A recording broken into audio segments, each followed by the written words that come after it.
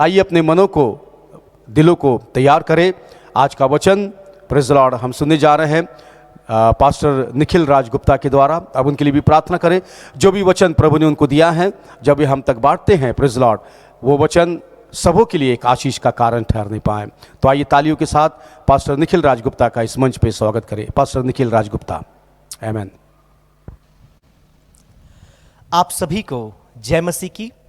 मैं परमेश्वर का धन्यवाद करता हूं आज की सुंदर सुबह के लिए कि उसने एक और सुंदर मौका मुझे दिया कि प्रभु के वचन को मैं आपके समक्ष लेकर के आऊं। सचमुच परमेश्वर भला है और परमेश्वर विश्वास योग्य है। पूरे सप्ताह उसने हमें संभाला और आज फिर से एक बार हमें यह मौका दिया कि उसके सुंदर वचनों को हम सुनने पाएं, उसकी आराधना, उसकी स्तुति हम करने पाएं। यदि आप बीते समय के संदेशों को सुन रहे हैं तो आपको मालूम होगा हमने एक श्रृंखलाबद्ध रीति से इस दुख के ऊपर बहुत से विषयों पर चर्चा की। हमने प्रचार सुना, उसमें आपने देखा कि हमने द फैक्ट ऑफ सफरिंग, हमने देखा कि इस दुख का तथ्य क्या है। फिर हमने देखा कि इस दुख का मतलब फल और द फ्रूट ऑफ सफरिंग क्या है, हमने वह भी देखा। तो फ्रॉम फैक्ट टू फ्रूट। और उसके बाद हमने देखा कि कैसे एक विश्वासी का कार्य या उसकी जिम्मेदारी इस दुख के मध्य क्या होनी चाहिए, या function of a believer in the midst of suffering. और फिर हमने यह भी देखा कि जब दुख एक व्यक्ति के जीवन में आता है तो परमेश्वर एक व्यक्ति के जीवन में क्या कुछ करता है, उसके द्वारा क्या कुछ उत्पन्न करता है। इसी प्रकार से आज भी दुख के ऊपर एक ऐसा विषय है जिस पर हम चर्चा करेंगे, हम सुनेंगे, फेसिंग ऑफ द सफरिंग, कि इस दुख का आप सामना कैसे कर सकते हैं। क्योंकि दुख तो आना ही है, परेशानी तो आनी ही है, लेकिन इन सब के बीच में आप इनका सामना कैसे बेहतर रीति से कर सकते हैं, बाइबल हमें इसके बारे में क्या बताती है, आज हम यह मिलकर सीखेंगे। यदि आपने पिछली श्रृंखला को नहीं देखा है तो आप वह देखें। सचमुच परमेश्वर आपको इनके द्वारा आशीष देने पाए। और जिस पुस्तक को आज मैंने चुना है, जिसके द्वारा हम सीखेंगे कि how to face the suffering, इस दुख का सामना हमें कैसे करना है, उसके लिए एक बहुत ही सुंदर पुस्तक बाइबल में पाई जाती है। उसे हम कहते हैं अय्यूब की पुस्तक, द बुक ऑफ जोब।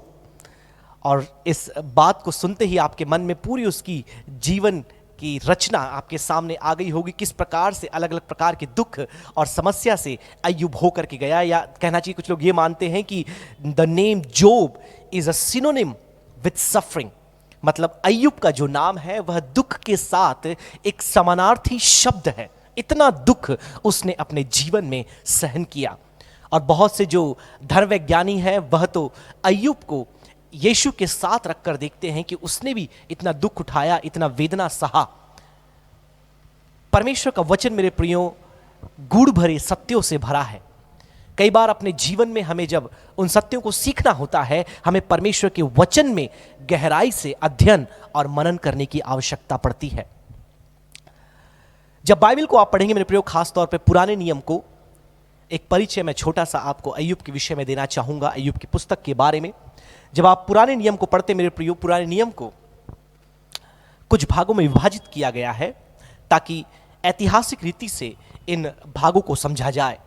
आप सभी जानते हैं पहली 5 जो पुस्तक है बाइबल की, उसे पंच ग्रंथ कहा जाता है। तत्पश्चात जो दूसरा भाग आता है, जो 5 पुस्तकों के बाद उत्पत्ति, निर्गमन, लय व्यवस्था, गिनती, व्यवस्था, विवरण, यहोशू से लेकर के एस्तर की पुस्तक तक आप देखते हैं उसे इतिहास कहा जाता है। तो पहला भाग है पंचग्रंथ, उसके बाद दूसरा भाग है इतिहास, जहां पे इतिहास के बारे में, इजराइलियों के इतिहास के बारे में बताया गया है।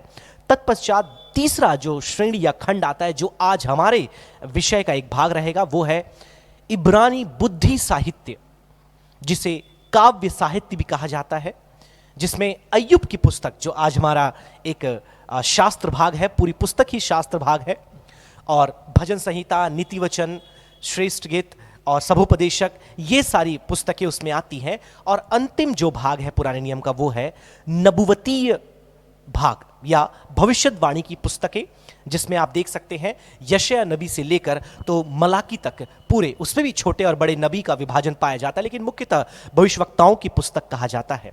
तो पंचग्रंथ, इतिहास, बुद्धि साहित्य और भविष्यवक्ताओं की पुस्तक। तो हमने जो शास्त्र भाग चुना है, इसे बुद्धि साहित्य के श्रेणी में गिना जाता है। और बुद्धि साहित्य के साथ साथ इसे काव्य साहित्य भी कहा जाता है। काव्य मतलब कविता, क्योंकि इन्हें जब आप मूल भाषा में पढ़ेंगे, आज तो हमारे पास अंग्रेजी, हिंदी, हमारी स्थानीय भाषाओं में यह अनुवाद किया गया है, लेकिन जब आप मूल भाषा इब्रानी भाषा में जाएंगे तो आपको मालूम चलेगा कि यह अपने आप में एक कविता है। इसलिए आप देखिए, जब भजन संहिता हम पढ़ते हैं हमेशा इसे गाया जाता था हिब्रू कल्चर में। उसी प्रकार से अय्यूब की पुस्तक भी अपने आप में एक कविता है, या आप कह सकते हैं इसे कि लिखन शैली एक काव्य है अपने स्वभाव में। और जब आप इसे पढ़ेंगे मेरे प्रियो, बाइबल में यह भी बोध कराया गया है कि नीति वचन घटनाओं में सबसे पहले आप देख सकते हैं पूरे बाइबल में, जब आप उत्पत्ति की पुस्तक को आप देखेंगे आपको मालूम चलेगा घटना क्रम जो है वहां से शुरू होती है, सृष्टि वहां से स्टार्ट होती है। लेकिन जो पुस्तक सबसे पहले लिखी गई वह है अय्यूब की पुस्तक। पूरे बाइबल में सबसे पहले लिखी जाने वाली पुस्तक अय्यूब की पुस्तक है। और आप यदि देखेंगे कि अय्यूब की पुस्तक जो है वह अपने आप में एक ऐसे इतिहास के बारे में बताती है जो इब्रानी संस्कृति से बहुत परे है, क्योंकि अय्यूब के जीवन के बारे में जो घटनाक्रम हुआ है वो ऊज नामक एक स्थान में हुआ है, जो आज के आधुनिक युग में उसे हम सऊदी अरेबिया कहते हैं, जो इजराइल से बहुत दूर था या एक दूसरे स्थान में था। फिर उसके बाद आप अय्यूब के बारे में और एक खास बात आप देखते हैं कि इसमें जो कुछ भी लिखा गया, जैसे मैंने आपको बताया, कविता के रूप में लिखा गया है। मतलब इब्रानी भाषा में यदि आप देखेंगे तो यह पढ़ने में और भी खूबसूरत है और दिलचस्प है। यह कोई निबंध नहीं है, यह कोई अपने आप में पद्यांश नहीं है, परंतु यह एक कविता है और बहुत ही सुंदर है अगर आप इसे मूल भाषा में पढ़ते हैं तो। और उससे भी सुंदर है इसका संदेश जो आज परमेश्वर हमें सिखाना चाहता है। अय्यूब की पुस्तक को देखकर आप डर जाएंगे, क्योंकि जैसे मैं बताता हूं इसमें 42 अध्याय हैं। तो जब 42 अध्याय 42 चैप्टर्स जब मैं बोलता हूं, आपको सुनने में बाप रे कितने सारे अध्याय, इतनी बड़ी पुस्तक है। लेकिन जब आप इसे हाथ में लेंगे, आप पढ़ना शुरू करेंगे, आपको मालूम चलेगा इसमें हार्डली, अंग्रेजी बाइबल है मेरे पास, हार्डली इसमें 10 पन्ने पाए जाते हैं। मतलब हार्डली 20 पेजेस, केवल 10 पन्नों में अय्यूब की पुस्तक शुरू होकर समाप्त हो जाती है। मेरा ये कहने का तात्पर्य यह है कि आप समय निकालकर जरूर कर इस पुस्तक को आप पढ़िएगा। लगती बहुत बड़ी है कि 42 अध्याय, लेकिन जब आप पढ़ेंगे आपको मालूम भी नहीं चलेगा, इतनी सुंदर ये बुक है, इतने अच्छी रीति से परमेश्वर के बारे में यहाँ इसमें बताया गया है, मानव दुख के बारे में बताया गया है। आपको बहुत ही रुचि आएगा और आप इसे खत्म किए बिना रुक नहीं पाएंगे। और मैंने बताया ये बहुत ही छोटा है, डिवाइड इसको 42 चैप्टर्स में किया गया है, लेकिन कुल मिलाकर यह 10 पन्नों में ही शुरू होकर समाप्त हो जाती है। और जब आप इस अय्यूब की पुस्तक को पढ़ेंगे आपको इसमें मालूम चलेगा कि इसमें परमेश्वर जो पढ़ने वाले हैं उन्हें यह बताना चाहता है कि जो दुख तुम्हारे जीवन में आता है, जो परेशानी तुम्हारे जीवन में आती है, इसके पीछे एक उद्देश्य परमेश्वर का होता है। और 3 बातें मैं खासकर आपके बीच में रखना चाहूंगा, जो समय मेरे पास है उसमें बने रहकर। वैसे बहुत सी बातें हैं इस अय्यूब की पुस्तक में, हर अध्याय में कुछ ना कुछ खास इसमें पाया जाता है, कुछ इसके भाग है जो बहुत ही प्रसिद्ध है, हमेशा कोट किए जाते हैं। लेकिन असमय के अधीन रहते हुए 3 बातें मेरे प्रियो में आपके मध्य में रखना चाहूंगा, ताकि आप इस दुख का, इस वेदना का, इस परेशानी का जो मानव जगत में आज व्यापक रीति से फैला हुआ है, आप उसका सामना कर सके। बिकॉज रिमेंबर, हमारा विषय जो है फेसिंग द सफरिंग, दुख का सामना करना। और सबसे बड़ी बात, जब हम दुख का सामना करते हैं, जो अय्यूब की पुस्तक में हमें मिलता है, मैंने बताया आपको, यह केवल काव्य साहित्य नहीं है, परंतु यह बुद्धि साहित्य है। ये क्यों है बुद्धि साहित्य? क्योंकि जब एक व्यक्ति अय्यूब की पुस्तक पढ़ता है, भजन पढ़ता है, नीति वचन पढ़ता है, इसमें ज्ञान, समझ और बुद्धि की बातें उसे मिलती है। इसलिए आपको याद होगा, जवानों को हमेशा हम उत्प्रेरित करते हैं, बच्चों को हमेशा हम प्रोत्साहित करते हैं कि तुम नीति वचन पढ़ो, तुम सभोपदेशक पढ़ो, तुम अय्यूब पढ़ो, तुम भजन पढ़ो, क्योंकि हिब्रू बाइबल में ही इसे बुद्धि साहित्य का दर्जा दिया गया है। तो ना केवल कविता परंतु बुद्धि। तो आज 3 ऐसी बुद्धि या ज्ञान की बातें हैं जो अय्यूब की पुस्तक से परमेश्वर की आत्मा हमें सिखाना चाहता है। और जब ये 3 बातें हम सीख जाएंगे तो डेफिनेटली, निश्चित तौर पर हम इस दुख का सामना कर पाएंगे। तो सबसे पहली बात मेरे प्रियो मैं आपके बीच में रखना चाहूंगा, सबसे पहली बात ध्यान से आप सुनिएगा। यदि आप लिख रहे हैं तो और भी अच्छा, क्योंकि हो सकता है कई बार समय के अभाव के कारण हम उतने डिटेल्स में ना जाएं, परंतु आप लिख करके आप जब बाद में उस पर मनन करेंगे तो डेफिनेटली पवित्र आत्मा आपको प्रकाशमान करेगी और आप और भी गहराई से उसके वचन के सत्य को समझ पाएंगे। तो द वेरी फर्स्ट पॉइंट, सबसे पहली बात मैं आपके बीच में रखना चाहता हूं दुख के विषय में, या मानव जो एक पीड़ा है उसके विषय में, जो अय्यूब की पुस्तक में बताती है, is the knowledge of ignorance. जब हम दुख का सामना कर रहे हैं प्रियो, सबसे पहली बात हमें अज्ञानता का ज्ञान होना चाहिए। अब आप सोच रहे होंगे कि यह कैसा स्टेटमेंट हुआ, अज्ञानता का ज्ञान, क्योंकि दोनों ही अपने आप में विरोधाभास हैं, कॉन्ट्राडिक्टरी वर्ड है। लेकिन जब आप अय्यूब की पुस्तक में पढ़ते हैं प्रियो, आपको मालूम चलेगा कि बहुत सी ऐसी बातें हैं जो आप और हम नहीं जानते।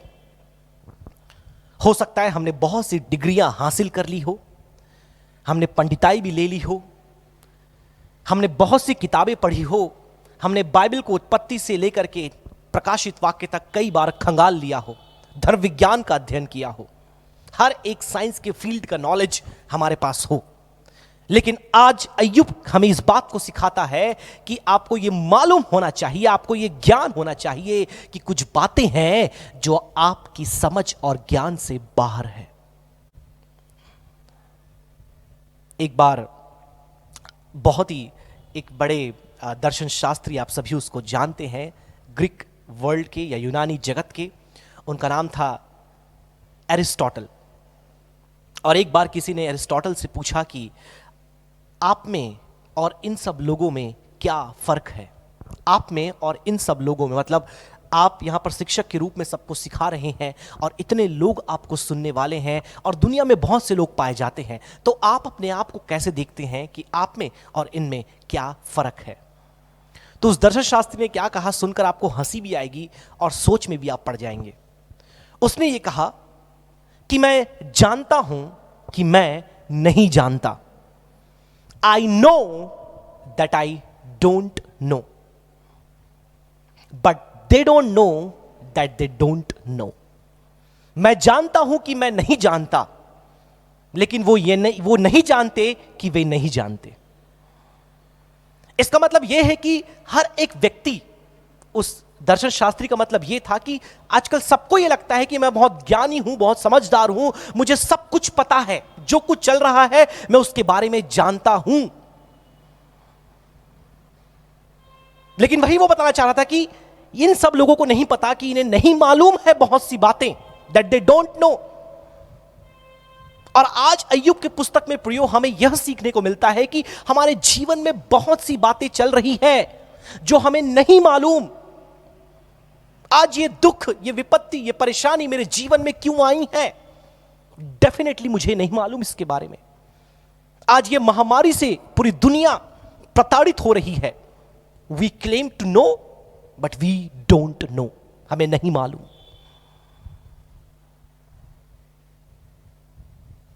अभी थर्ड वेव के जो सिम्टम्स हैं, जो सिग्नल्स हैं, ऑलरेडी आ चुके हैं। केरल में 42,000 केसेस, एक्टिव केसेस, केवल केरल की बात मैं कर रहा हूं, आ चुके हैं। 130 से अधिक लोग केवल 3-4 दिनों में मर चुके हैं। पूरे इंडिया की बात करें लगभग 50,000 एक्टिव केसेस अभी हैं। ये पीड़ा, ये दुख, ये महामारी, ये परेशानी, ये विपत्ति, ये बेरोजगारी, ये तंगी, ये महंगाई, ये सब ह्यूमन सफरिंग का पार्ट है। और कई बार हमें लगता है कि हमें पता है ये क्यों आ रहा है। अय्यूब की पुस्तक में यदि आप पढ़ेंगे प्रियो, बहुत ही सुंदर ये पुस्तक है। मैं कुछ आउटलाइन आपके बीच में रखना चाहूंगा इससे पहले कि इस पॉइंट में और डीपर हम जाएं और गहराई में हम जाएं। आपको मालूम चलेगा कि पहले अध्याय से जब आप शुरू करते हैं, आपको मालूम चलेगा कि एक कॉन्वर्सेशन, एक चर्चा शैतान और परमेश्वर के बीच में होती है।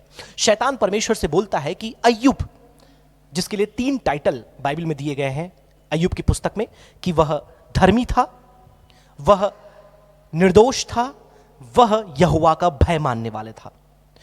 शैतान आकर इस बात को चुनौती देकर परमेश्वर को बोलता है कि वो धर्मी इसलिए है क्योंकि तू उसे आशीषें देता है, वो तेरा भय इसलिए मानता है कि तू उसे बरकतें देता है, अगर तू अपना हाथ हटा दे तो वह तुझे श्राप देगा। ये चैलेंज शैतान रखता है परमेश्वर के सामने। और फिर वहां से अय्यूब की जांच शुरू होती है। आप देखेंगे आगे, फिर पहला दूसरा अध्याय आप देख सकते हो, उसके ऊपर बड़ी विपत्ति आ जाती है, उसके बच्चे मर जाते हैं, उसकी प्रॉपर्टी चले जाती है, और फिर उसके बाद देखते हैं अंततः उसका स्वास्थ्य उसके पास से चला जाता है। वो बहुत ही भयंकर रीति से एक खुजली वाले रोग से पीड़ित हो जाता है, नासूर उसको हो जाता है, और फिर वह राख में बैठकर अपने आप को खुजाने लगता है। और फिर आप देखते हैं वहां से उसके और उसके मित्र के बीच में चर्चाएं शुरू होती है। तो पहले 2 अध्याय और आखिरी के 2 अध्याय यदि आप हटा दें तो उसके बीच में जो कुछ आपको मिलता है वह है चर्चा किन लोगों के बीच में? अय्यूब के बीच में, उसके मित्रों के बीच में, एलीहू के बीच में और परमेश्वर के बीच में। तो ये 4 बॉडी ऑफ डिस्कशंस पाए जाते हैं जिनके बीच में आप देखते हैं यह पूरा जो 38 चैप्टर है ये वहां पर डिस्कशन में बीत जाता है। तो मैं आपको क्या बताना चाह रहा हूं प्रियो, कि कई बार जब अय्यूब दुख में, परेशानी में पड़ा, उसके मित्र उसके पास आए और उसे बोलने लगे कि तू इसलिए परेशानी में है, तू इसलिए दुख में है। मैंने कहा, द फर्स्ट पॉइंट मैंने आपको बताया, द नॉलेज ऑफ इग्नोरेंस। हमें मालूम होना चाहिए प्रियो कि बहुत सी बातें हमारे जीवन में जो घट रही है उसके बारे में हमें नहीं पता। We have no idea why certain things are happening except God, no one knows. कोई नहीं जानता परमेश्वर के बिना। अय्यूब के जीवन में यह एक टेस्ट था और अय्यूब को इसकी भनक भी नहीं थी। उसके मित्र उसके पास आते हैं और आरोप लगाते हैं कि तूने पाप किया, तुझे पश्चाताप करने की आवश्यकता है, तूने निश्चित रूप से कुछ ना कुछ गलत किया है। क्योंकि परमेश्वर कभी किसी को बिना वजह दंड नहीं देता, कभी किसी को बिना वजह वह दुख में नहीं डालता। निश्चित तौर पर तूने कुछ ना कुछ गलत अपने जीवन में किया है।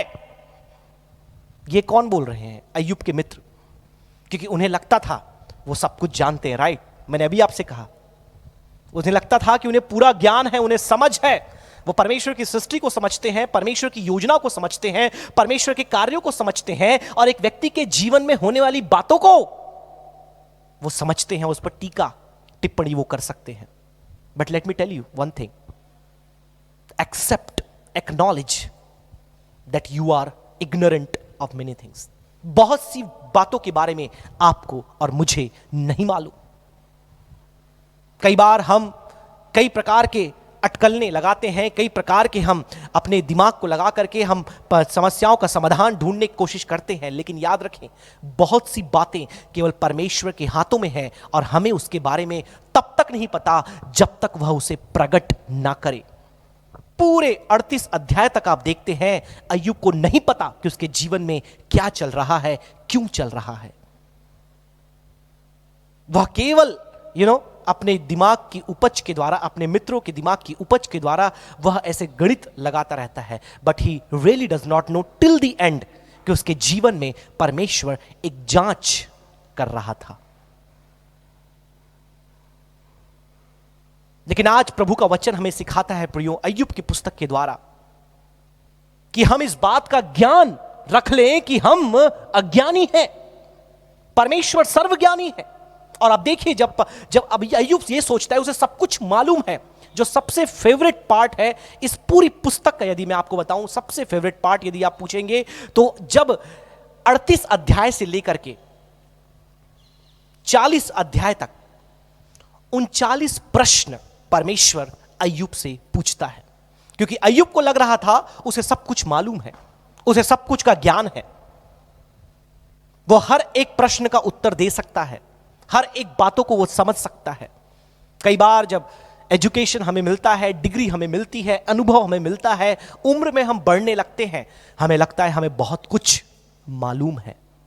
बट यू नो व्हाट, आज परमेश्वर चाहता है कि आप एक्सेप्ट करें that you are ignorant in your life. परमेश्वर की योजना भी आपके जीवन में अगले पल की क्या है आपको नहीं मालूम। डेफिनेटली वो भलाई को उत्पन्न करेगी एंड में, लेकिन इमीडिएट कॉन्टेक्स्ट में we never know what plan God has for us. और कई बार नहीं मालूम होने के कारण हम परमेश्वर पर प्रश्न चिन्ह लगाते हैं। आप देखिए अय्यूब ने क्या किया, यह बहुत ही दिलचस्प है इन बातों को देखना कि अय्यूब ने क्या किया। जब उसके बच्चे चले गए उसके पास से, मतलब उसके प्रॉपर्टी उसके पास से चली गई, तब वो क्या कहता है पहले अध्याय में, ये हमेशा हम कोट करते हैं, चैप्टर 1 वर्स नंबर 21, मैं नंगा ही इस दुनिया में आया था और नंगा ही चले जाऊंगा, जो परमेश्वर ने दिया परमेश्वर ने ले लिया। तब तक ठीक था जब तक उस पर बात नहीं आई थी, उसके शरीर पर कोई बात नहीं आई थी, तब तक वो ठीक रहता, परमेश्वर अच्छा है, भला है, सब ठीक किया।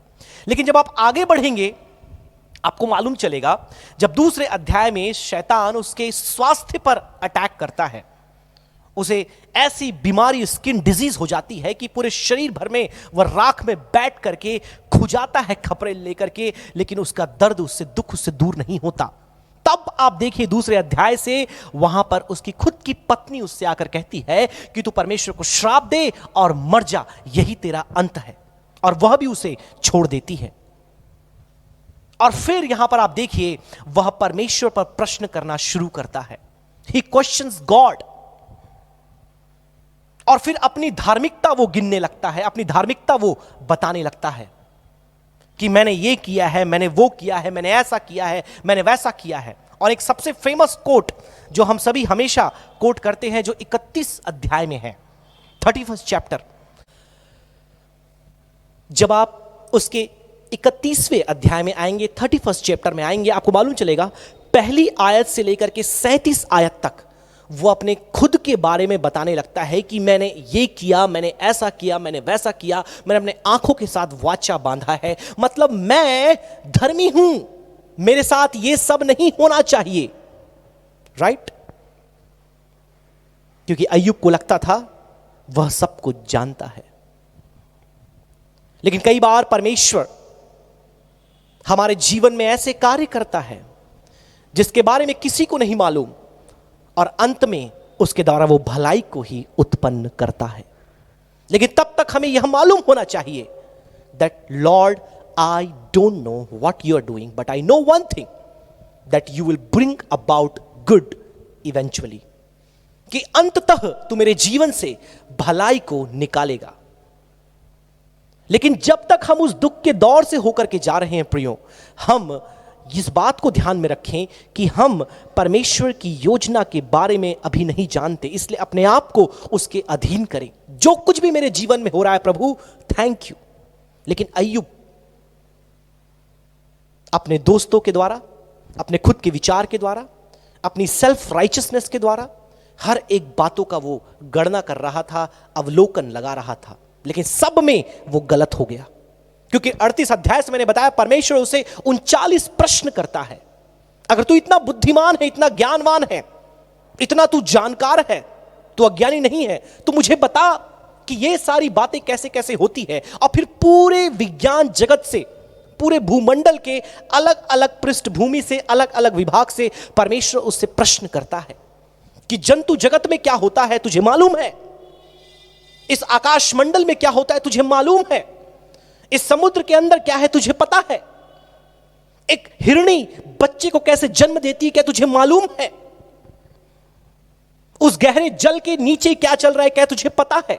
ऐसे 39 प्रश्न, यदि आप विज्ञान में रुचि रखते हैं, आप इसे पढ़िए, आप रुकेंगे नहीं।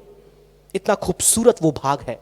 परमेश्वर के इतने प्रश्नों करने के बाद मालूम चलता है कि अय्यूब अपने आप में यह जान लेता है कि वह परमेश्वर के सामने कितना अज्ञानी है। परमेश्वर की योजना बहुत दूर की बात है, वह तो प्रकृति को ही नहीं जानता। और कई बार हमको यह लगता है कि हम सब कुछ जानते हैं। अय्यूब के मित्र सब के सब अपने जितने भी उन्होंने धारणाएं दी वे सब गलत थे। जितने भी उन्होंने अवलोकन लगाए वे सब गलत थे। जितने भी उन्होंने अपने प्रयास, अपने मानवीय बुद्धि, ज्ञान, समझ से किन्हीं बातों को समझाने का प्रयास किया, वे सब के सब गलत थे। फिर एलीहू नामक एक व्यक्ति, जो कह सकते हैं आप अय्यूब का चौथा मित्र है, उसके पास आता है और उसे बताता है कि परमेश्वर का कार्य जो मनुष्य के जीवन में करता है वो रहस्यमय है, लेकिन अंत में वो उसके द्वारा भलाई को उत्पन्न करता है। लेकिन अय्यूब उसकी भी नहीं सुनता। मेरे प्रियो, आज हमें यह सीखने की जरूरत है कि हम अलग अलग प्रकार के विचारों के द्वारा जब हम अपने खुद के दिमाग, अपनी खुद की बुद्धि, मानवीय समझ के द्वारा बातों को समझाने की कोशिश करते हैं, याद रखें हम अज्ञानी हैं। We should have knowledge that we are ignorant. हमारी अज्ञानता का ज्ञान हमें होना चाहिए। आज भी बहुत से लोग अलग अलग प्रकार की बातें बता रहे हैं। इतने मसीही लोग क्यों मर गए? क्योंकि डेफिनेटली सब ने पाप किया, सबको प्रभु ने दंड किया, सब मर गए।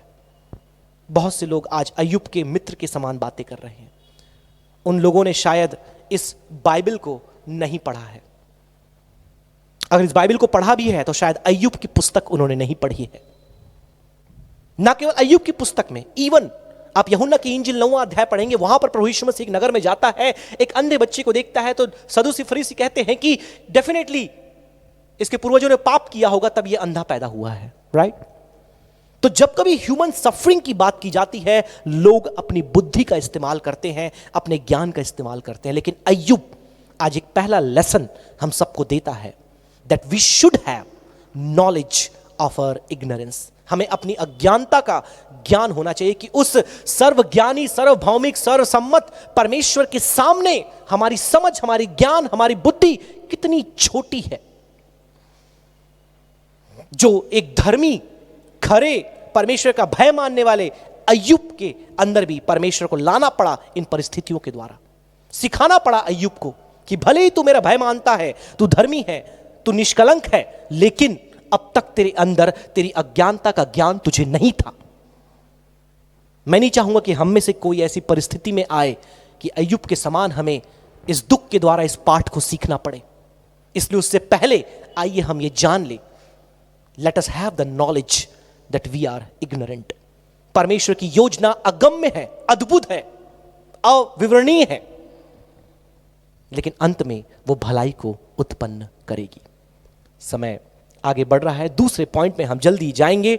Second point, the knowledge of suffering. पहली बात हमने देखा the knowledge of ignorance, second knowledge of suffering. अज्ञानता के ज्ञान की बात, दुख का ज्ञान।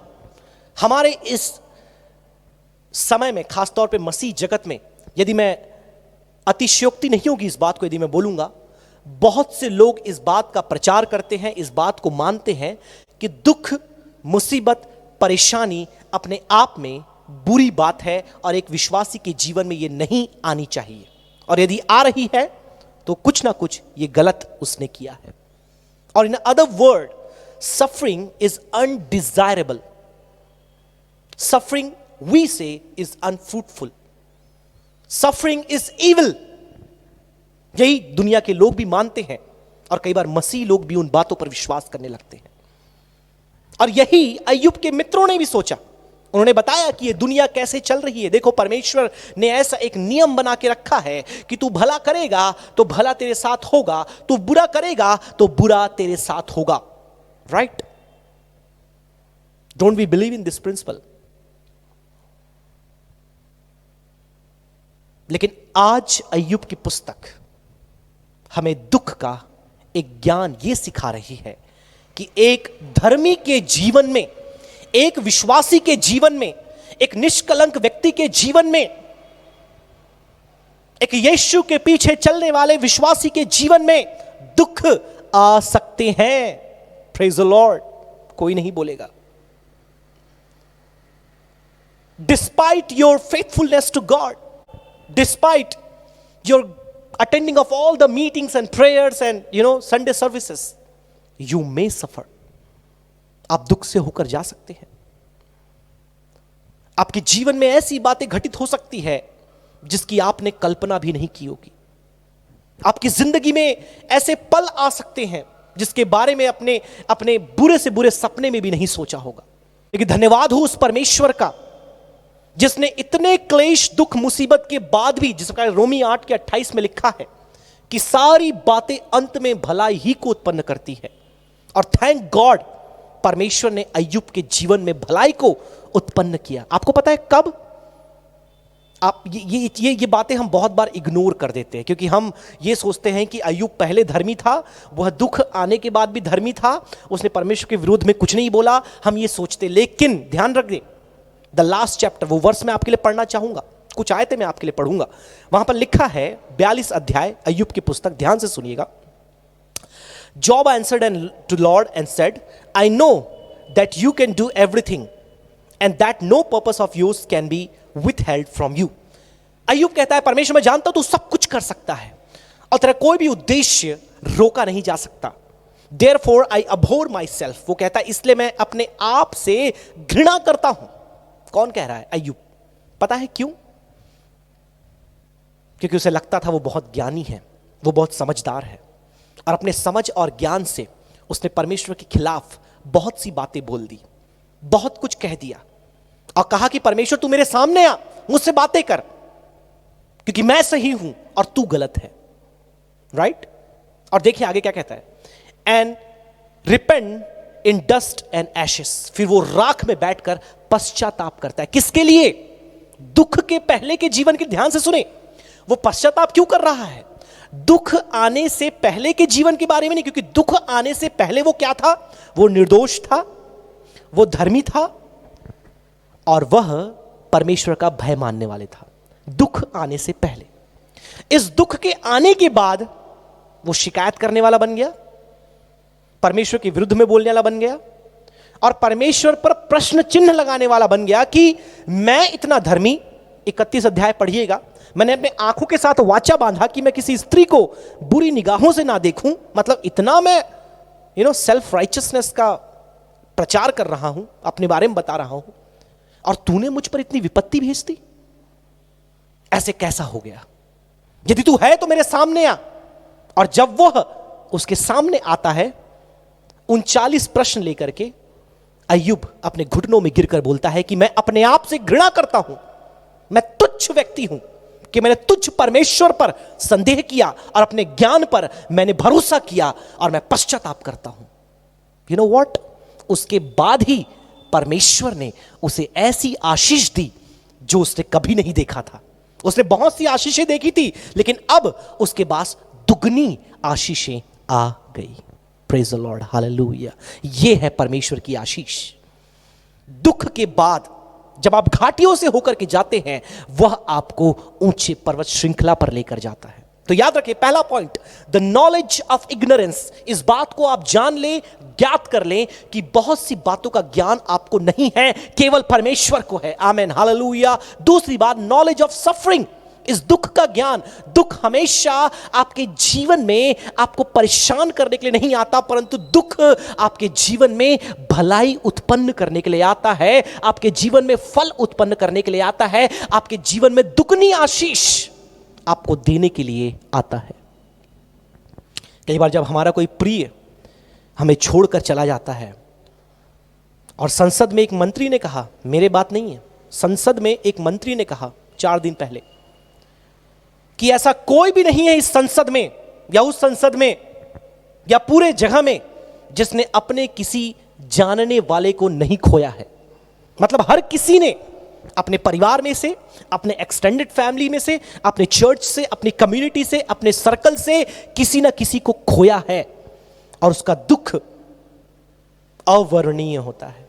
हम उसका बखान नहीं कर सकते, लेकिन यू नो व्हाट, इवन उसके बाद भी परमेश्वर वहां से आपके लिए भलाई निकाल सकता है। Amen, hallelujah. मुझे पता है हमारे Pentecostal church of God Itarsi के कुछ प्रियों ने अपने परिवार से कुछ लोगों को खोया है, लेकिन मैं आपसे कहना चाहूंगा, अय्यूब का परमेश्वर आज आपका परमेश्वर है। अय्यूब का परमेश्वर आज हमारा परमेश्वर है, और हमारे उस दुख की बेला में वो उसके द्वारा भलाई को निकालना चाहता है। लेकिन प्रश्न ये है, क्या आप परमेश्वर के सामने अपने आप को समर्पित करते हैं, या अय्यूब के समान आप मूर्खता में उसके सामने प्रश्न करते हैं?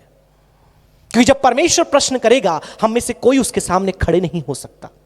अय्यूब जैसा धर्मी व्यक्ति जो निष्कलंक था, उसकी गवाही इतनी बड़ी गवाही है जो आज सुनने को नहीं मिलती, लेकिन परमेश्वर के सामने वो खड़ा नहीं हो सका जब परमेश्वर ने उससे प्रश्न किया। कई बार हम जब दुख से होकर जाते हैं, हम परमेश्वर से प्रश्न करते हैं, शिकायतें करते हैं, अपनी तकलीफें उसके सामने हम क्वेश्चन मार्क के साथ रखते हैं। बट यू नो व्हाट, परमेश्वर आपसे कह रहा है कि ये जो दुख मैंने तुम्हारे जीवन में भेजा है, ये भलाई को उत्पन्न करेंगे। आमीन, हालेलुया। आपकी जिंदगी का जो लास्ट चैप्टर है, अय्यूब के जीवन का 42 चैप्टर अब तक लिखना बाकी रह गया है, अब तक वो कंप्लीट नहीं हुआ है। Wait for God to write the last chapter of your life, and I tell you it will not be with suffering. It will be with blessing. Amen, hallelujah.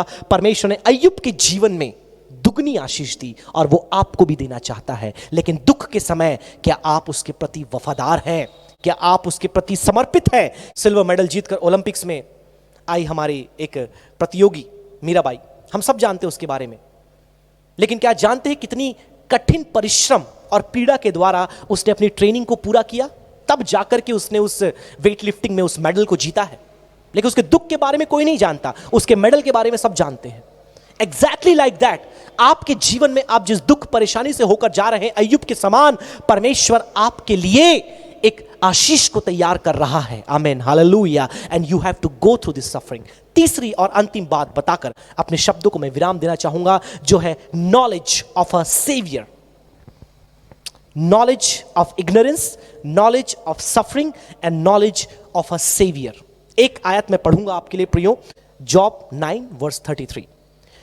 Nor is there any mediator between us who may lay his hand on both of us. अय्यूब यहां पर परेशान हो जाता है कि आखिर कौन है जो मुझे आकर बचाएगा, मुझे आकर छुड़ाएगा।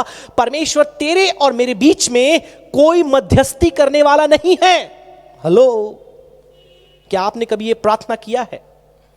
यदि आपने किया है तो आप माफी मांगे, क्योंकि अय्यूब ने यह प्रार्थना की, चलता है, क्योंकि उस समय कोई मसीहा उसके पास नहीं था। इसलिए उसने कहा, नाउ उसके 33 में, there is no mediator between us, between God and Job. अय्यूब और परमेश्वर के बीच में कोई मध्यस्थी करने वाला नहीं है। लेकिन एक खुशखबरी मैं आपको देना चाहता हूं प्रियो।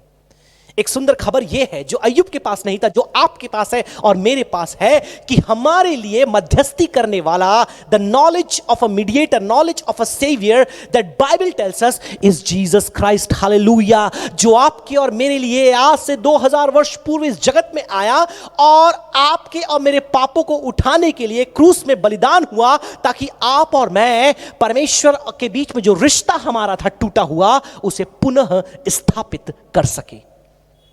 Praise the Lord। अय्यूब के पास कोई मध्यस्थी करने वाला नहीं था।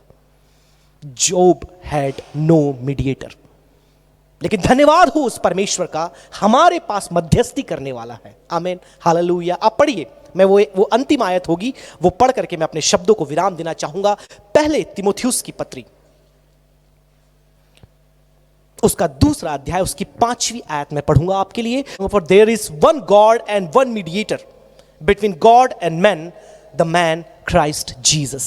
मनुष्य और परमेश्वर के बीच में केवल एक मध्यस्थी करने वाला है, वह है प्रभु यीशु मसीह। और आज मेरे प्रियो, अय्यूब ने यह बात कही, लेकिन हमें यह बात नहीं कहना, इसलिए we need to have knowledge of a saviour, कि जिस भी दुख से, जिस भी परेशानी से आज आप होकर जा रहे हैं, आपका उद्धारक उसी दुख और परेशानी से होकर के गया है। आपका छुड़ाने वाला उस दुख और परेशानी से होकर के गया है, और वह छुड़ाने वाला आपको भी छुड़ाएगा। आमीन, हालेलुया। इस मृत्यु की देह से वो आपको छुड़ाएगा, इस पाप में जगत से वो आपको छुड़ाएगा। वो उद्धारक आपको और मुझे अपने निवास स्थान उस स्वर्ग में लेकर के जाएगा। आमीन, हालेलुया। और यही हमारी धन्य आशा है, यही हमारा धन्य विश्वास है कि हमारे पास एक उद्धारक का ज्ञान है। Amen, hallelujah. Knowledge of a saviour, जो अय्यूब के पास नहीं था।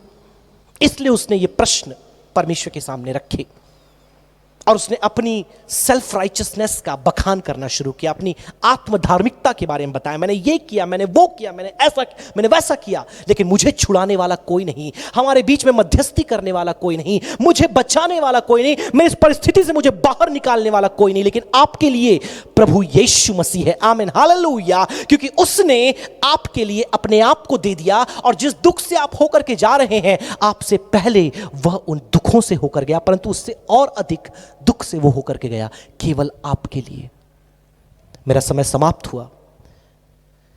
अंत में इस बात को कहकर मैं अपने शब्दों को विराम कर देना चाहूंगा। डेफिनेटली मसीह जगत पिछले 2 सालों में बहुत से दुखों से होकर गया, और यदि आप भविष्य को देखें तो वह और भी ज्यादा दुखों से भरी है, जैसा प्रेडिक्शन चल रहा है, जैसे बाइबल की प्रोफेसीज बता रही है। और भले आप चाहें या ना चाहें, इन दुखों से आपको होकर के जाना पड़ेगा। You have to face the suffering. लेकिन आइए जो वचन प्रभु ने हमें दिया अय्यूब के जीवन के द्वारा, that we should have the knowledge of ignorance. हमें यह बात मालूम होनी चाहिए कि बहुत सी बातें हमें नहीं पता, केवल परमेश्वर को पता है। We should have knowledge of suffering. जिस दुख से हम होकर जा रहे हैं वो हमारे नुकसान के लिए नहीं है, परंतु भलाई उत्पन्न करने के लिए। इसलिए आपको दुख का भी उचित ज्ञान होना जरूरी है। तीसरी बात, the knowledge of a saviour. जिस दुख से आप होकर के जा रहे हैं, आप ये ना सोचिए आप अकेले हैं या आपको बचाने वाला कोई नहीं। आपका रिडीमर, आपका छुड़ाने वाला प्रभु यीशु मसीह है, जो अय्यूब के पास नहीं था लेकिन आपके और मेरे पास है। इसलिए हम ये नहीं बोल सकते कि कोई मध्यस्थी करने वाला नहीं, क्योंकि यूहन्ना कहता है, बच्चों तुम्हारे लिए अगर तुम कोई गलती करो, एक मध्यस्थी करने वाला है, एक एडवोकेट है, एक वकील है, एक अधिवक्ता है तुम्हारे लिए, जो स्वर्ग में मध्यस्थी करता है। Amen, hallelujah. परमेश्वर का धन्यवाद हो इस सुंदर वचन के लिए। प्रियो, आइए हम अपने आप को उसके सुंदर वचन के अधीन करें, होने पाए कि परमेश्वर आज इस वचन के द्वारा हम में से हर एक को आशीषित करने पाए और यह बोध कराए, यह ज्ञान दे कि परमेश्वर ही सर्वज्ञानी है और उसके सामने हम कुछ भी नहीं। हमारा नॉलेज, हमारा ज्ञान, हमारा समझ, हमारा धर्म विज्ञान सब सीमित है उस परमेश्वर के ज्ञान के सामने। हे परमेश्वर, हम तेरा धन्यवाद करते थे सुंदर वचन के लिए। प्रभु, कई बार हम जब दुख से होकर जाते हैं, कई प्रश्न हमारे मन में उठते हैं और प्रश्न के साथ साथ हम कई शिकायतें भी लेकर तेरे सामने आ जाते हैं। लेकिन धन्यवाद हो तेरे वचन का, जो हमें सिखाता है कि हर बार जो दुख हमारे जीवन में आता है वो हमारी भलाई के लिए होता है। जो क्लेश हमारे जीवन में आता है, जो चुनौतियां हमारे जीवन में आती है, वो हमें मजबूत बनाने के लिए होती है, हमें दुगनी आशीष देने के लिए होती है। हमारी प्रार्थना है प्रभु कि आज की सुबह तेरी पवित्र आत्मा हमारे जीवन में ऐसा कार्य करे कि तेरा वचन हमारे जीवन में जड़ पकड़ने पाए और कई गुना फल लेकर के आए। सभा की शुरुआत से तूने हमें आशीष दिया, हम धन्यवाद करते हैं। हमारे वरिष्ठ पासवान के लिए प्रार्थना करते हैं प्रभु, तूने और भी आशीषित कर, अपनी बरकतों से भर। जब पिता आने वाले समय में वो भारत आने के लिए जब योजनाएं बनाते हैं प्रभु, तूने यात्रा का फजल दे, उन्हें तू बेहतर स्वास्थ्य दे पिता परमेश्वर। हर एक कमजोरी दूर हो, हर एक रिपोर्ट्स नॉर्मल आए और एक अच्छे स्वास्थ्य के साथ वह भारत में प्रवेश करने पाए। प्रार्थना करते प्रभु पास्टर विल्सन के लिए, उन्हें भी तू बहुत आय से आशीष दे। पास्टर जोस को तेरे हाथों में सौंपते पिता, अपनी आराधना में और भी इस्तेमाल कर। हर एक गतिविधि को तूने शुरू से लेकर अब तक संभाला, हम तेरा लाखों लाख धन्यवाद करते हैं। जितने प्रिय सभा को सुन रहे हैं प्रभु, हर एक को आशीषित कर, हर एक की जरूरतों को पूरा कर, हर एक के दुख में तू उनके साथ खड़ा रहा प्रभु। अय्यूब के समान दुगनी आशीषों के द्वारा तूने आशीषित कर पिता। हम धन्यवाद करते प्रभु, तूने हमारी प्रार्थना को सुना है। सारा आदर मान जलाल हम तुझे देते हुए, प्रार्थना सुना धन्यवाद करते हुए, उद्धार करता प्रभु यीशु मसीह के नाम से मांगते हैं पिता, दया से सुन और ग्रहण कर। अब परमेश्वर पिता का प्रेम, प्रभु यीशु मसीह का अनुग्रह, पवित्र आत्मा की संगति और सहभागिता हम सबों के साथ प्रभु यीशु मसीह के दोबारा आगमन तक होती रहे। आमीन, आमीन, आमीन। प्रभु आप सबों को बहुत आयत से आशीष देने पाए। आमीन।